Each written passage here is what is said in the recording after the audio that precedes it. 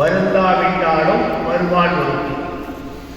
கல்வியை பொறுத்த வரைக்கும் முயற்சியினால மட்டும்தான் நாம் கல்வியை பெற முடியும். கல்விக்கு அறிவுக்கு குறுக்கு வழிகள் கிடையாது. ஒரே நேர்வழி படிப்பு, படிப்பு, மீண்டும் படிப்பு.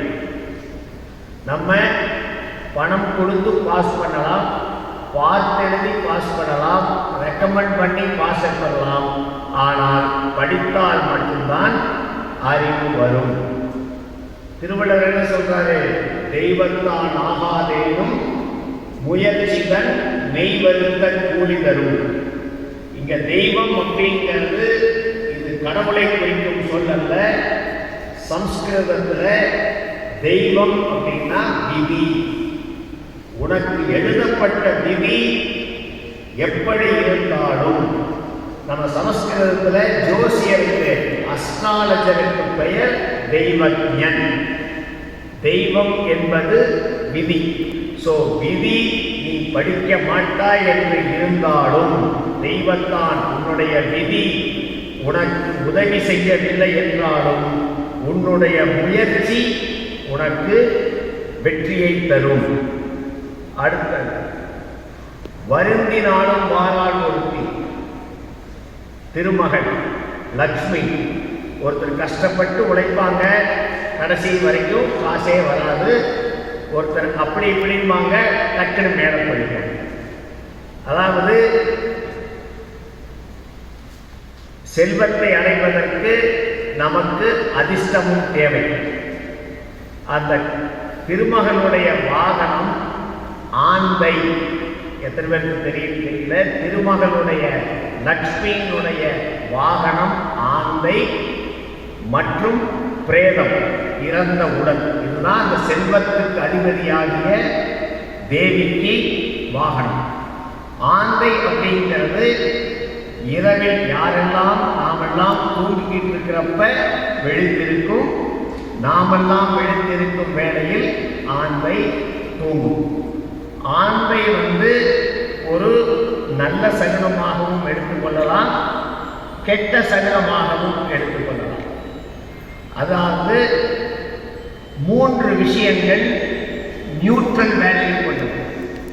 அது நல்லதும் இல்லை, கெட்டதும் இல்லை. 1 கல்வி, அறிவு. தன்னளவில் நல்லதும் கிடையாது, கெட்டதும் கிடையாது. அதை ஒருவன் எப்படி பயன்படுத்துகின்றான் அதை வச்சுதான் அதனுடைய மதிப்பு, அது நல்லதா கெட்டதா அப்படிங்கிறது. அதே போல செல்வம், பணம். பணம் தன்னளவில் நல்லதும் கிடையாது, கெட்டதும் கிடையாது.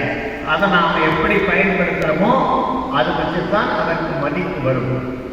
அதே போல ஆயுதங்கள். ஆயுதங்கள் ஒரு கத்தியோ வேறு ஆயுதமோ தன்னளவில் அது நல்லதும் கிடையாது, கெட்டதும் கிடையாது.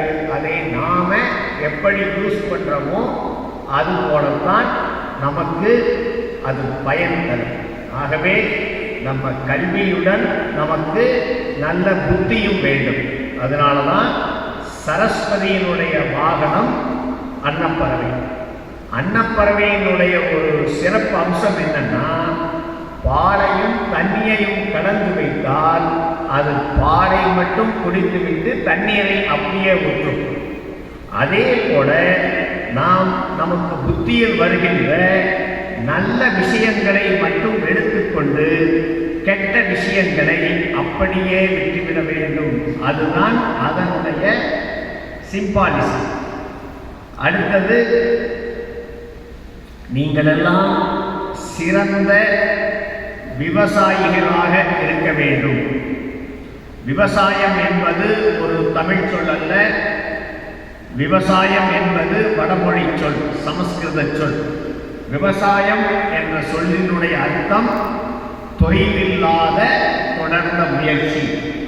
அந்த வகையில் நீங்கள் எல்லாம் சிறந்த விவசாயிகளாக, தொய்வில்லாத தொடர்ந்து முயற்சி செய்யும் நல்ல மாணவர்களாக வர வேண்டும்.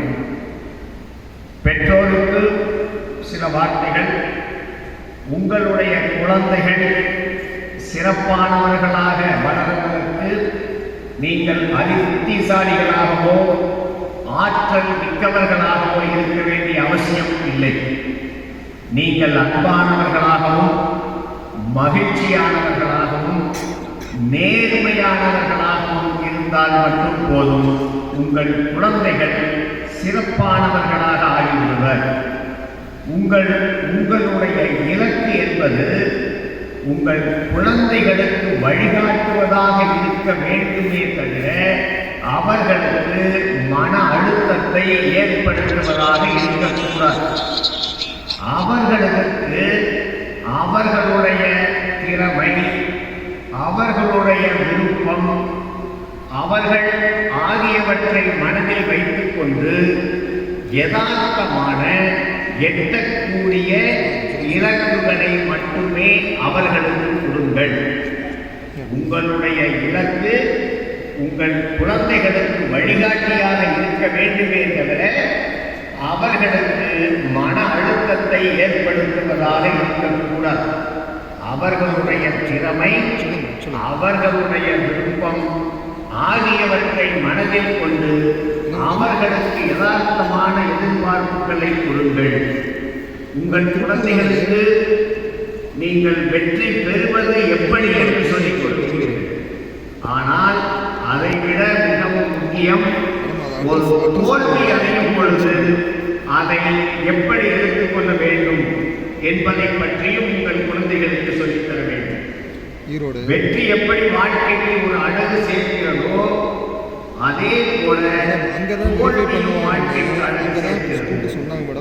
பல வெற்றிகள் தராத ஒரு பாடத்தை ஒரு தோல்வி உங்களுக்கு கொடுக்கும். ஆகவே உங்களுடைய குழந்தைகளுக்கு எப்பொழுதும் உற்சாகம் ஊட்டுபவர்களாக இருங்கள். உங்கள் குழந்தைகளின் எதிர்காலத்திற்காக நீங்கள் இடத்தில் சொத்தில் முதலீடு செய்கின்றீர்கள், தங்கத்தில் முதலீடு செய்கின்றீர்கள், மியூச்சுவல் ஃபண்ட், மற்றபடி ஷேர் மார்க்கெட், இப்படி பலவற்றில் நீங்கள் முதலீடு செய்கின்றீர்கள். இதைவிட உங்கள் குழந்தைகளுக்கு சிறந்த முதலீடு உங்கள் அன்பை முதலீடு செய்யுங்கள், உங்கள் அக்கறையை முதலீடு செய்யுங்கள், உங்கள் நேசத்தை முதலீடு செய்யுங்கள், உங்கள் பாசத்தை முதலீடு செய்யுங்கள்.